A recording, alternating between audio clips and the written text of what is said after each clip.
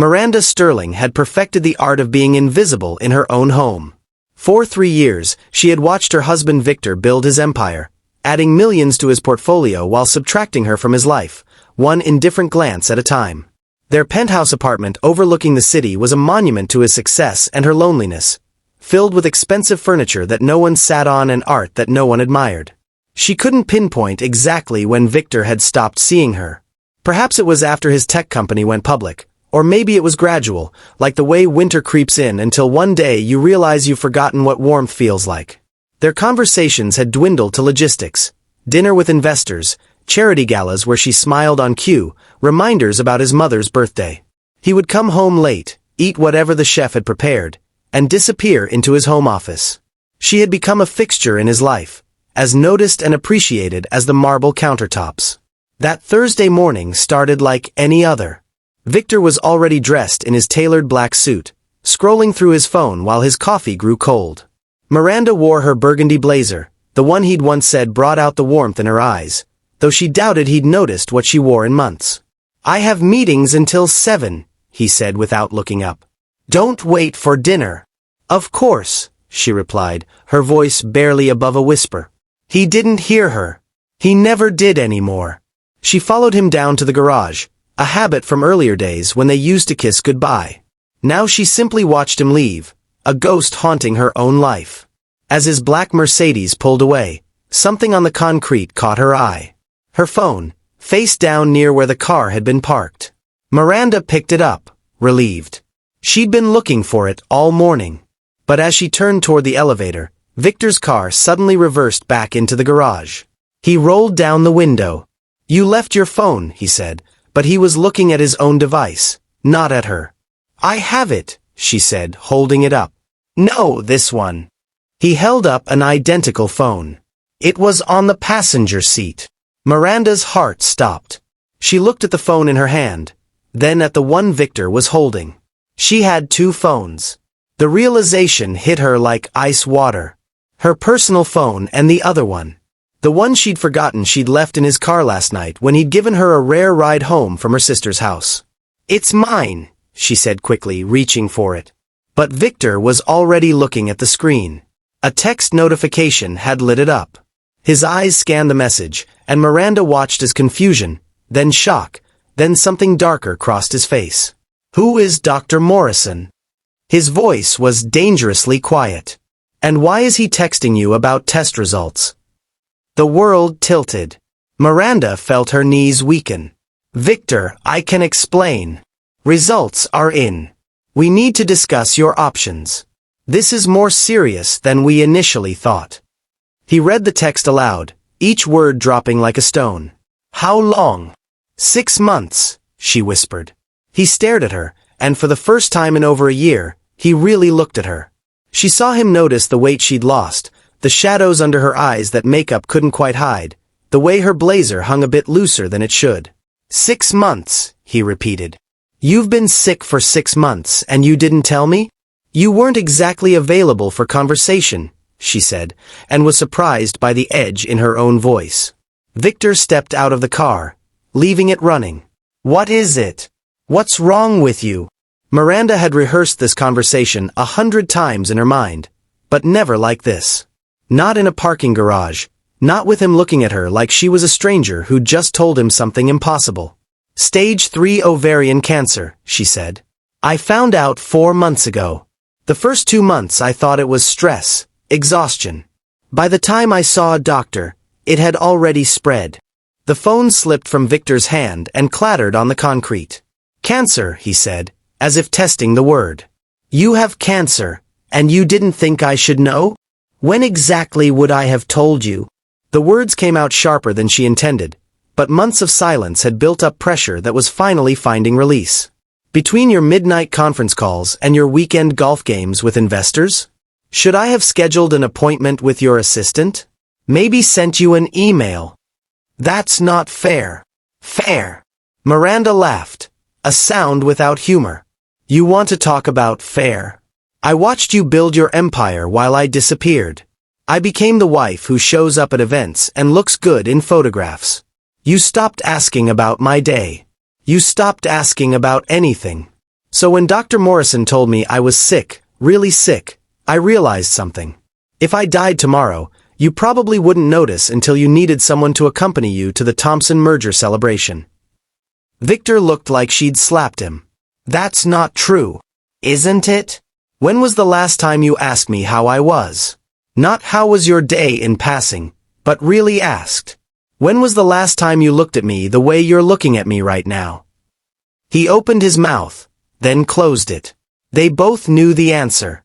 I'm sorry, he said finally, and his voice cracked. God, Miranda, I'm so sorry. She wanted to stay angry. Anger was cleaner than the tangle of emotions she'd been carrying.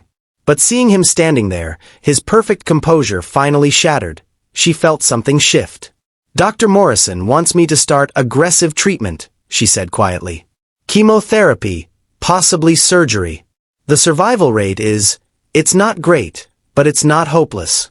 I've been doing research, getting second opinions. I was going to start treatment next week. Alone. Victor's voice was hoarse. You were going to do this alone? I've been alone for a while now, Victor. I just got used to it. He moved toward her then, closing the distance between them in 2 strides, and pulled her into his arms. Miranda stiffened, surprised. When was the last time he'd held her like this? She couldn't remember. I'm coming with you, he said into her hair. To the doctor, to the treatments, all of it. I'm canceling everything. You can't just cancel your life. Watch me. He pulled back to look at her face, his hands framing her cheeks. Miranda, I've been an idiot. Worse than an idiot. I got so caught up in building something that I forgot why I was building it in the first place. The company, the money, all of it. It was supposed to give us a better life. But somewhere along the way, I forgot about the us part. Tears she'd been holding back for months finally spilled over. I tried to tell myself you were just busy. That we'd reconnect when things calmed down.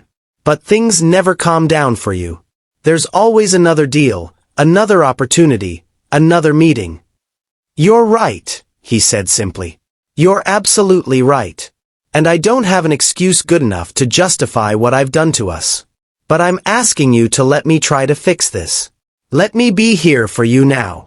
Why now? She asked. Because I'm sick? Because you feel guilty. Victor was quiet for a moment, and when he spoke, his voice was raw with emotion. Because the thought of losing you just showed me what an absolute fool I've been. Because I realized that I could lose everything tomorrow, the company, the money, all of it, and I'd survive. But losing you? Miranda, I wouldn't survive that. She wanted to believe him. Part of her desperately wanted to believe that this crisis could be the thing that brought them back together. But another part, the part that had been hurt and neglected for so long, was afraid to hope. I need to know this isn't just about the cancer, she said. I need to know that if I beat this thing, you won't just go back to ignoring me. I swear to you, Victor said, his forehead pressed against hers. I swear on everything I have that I will spend the rest of our lives making this up to you. However long that is, I'm not wasting another day. The rest of that day was a blur. Victor did exactly what he'd promised. He canceled everything.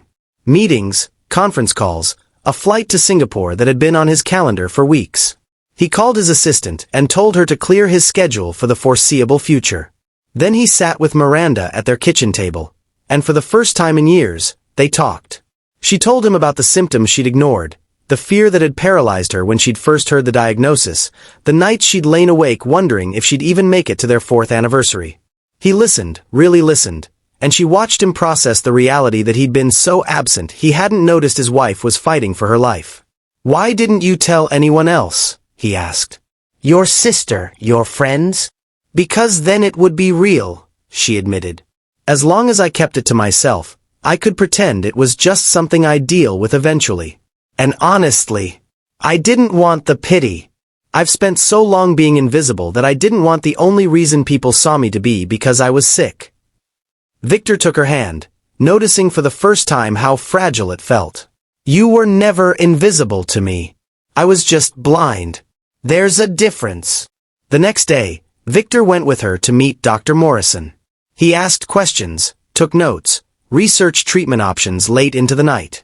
He called the best oncologists in the country, used his connections and resources to make sure Miranda had access to the most advanced care available. But more than that, he showed up. He was there when she woke up, not rushing out the door. He sat with her during chemotherapy sessions, holding her hand through the nausea and exhaustion. He learned to tie headscarves when her hair started falling out, and told her she was beautiful even when she felt like a shadow of herself. "I'm not always going to be like this," she told him one night after a particularly rough treatment. "Weak. Dependent. When this is over," he interrupted, "I'm still going to be here. Making you breakfast, listening to you complain about my inability to properly load a dishwasher, growing old with you. This isn't about you being sick, Miranda. This is about me remembering who I am when I'm with you. You make me better. You always have." The months that followed were the hardest of Miranda's life, but they were also transformative. The treatment was brutal. There were days when she couldn't get out of bed, when the pain was so intense she wondered if fighting was worth it. But Victor never wavered. He held her through the worst moments, celebrated the smallest victories, and loved her with an intensity that reminded her of why she'd married him in the first place. Slowly, gradually, the treatment started working. Her scans improved. Dr. Morrison began using words like remission and recovery. And through it all, Victor kept his promise. He restructured his company, hired a CEO to handle day-to-day operations, and stepped back from the obsessive work schedule that had consumed him. "I built that company to prove something," he told her one evening as they watched the sunset from their balcony. "To prove I was successful, that I mattered. But I already had everything that mattered, and I almost lost it chasing something that was never going to be enough." 2 years later, Miranda stood in the same parking garage where her phone had fallen, where her world had cracked open and then slowly rebuilt itself into something stronger. She was healthy, her hair had grown back, and she'd just come from a clean scan appointment. Victor's car pulled in, and he immediately got out, walking toward her with the same purposeful stride. But this time his eyes were on her, not his phone. "Good news?" he asked, though he could see the answer in her smile. "All clear," she said. He pulled her close and kissed her, right there in the parking garage, the way he used to when they were first married. "I love you," he said. "I love you, and I see you, and I'm never going to take you for granted again." "You better not," she said, smiling against his lips.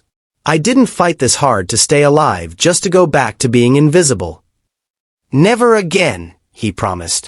And this time, she believed him.